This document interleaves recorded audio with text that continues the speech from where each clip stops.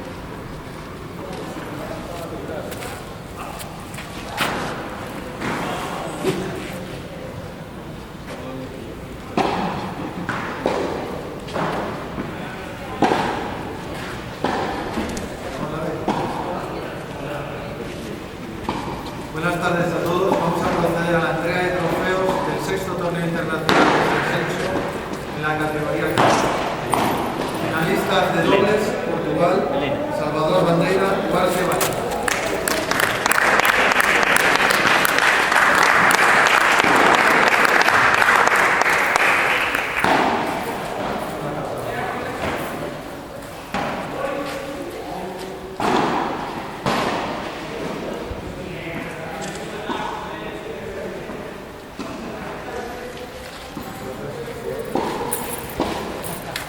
Campeones de España: Javier Amantegui, Jesús Tapia.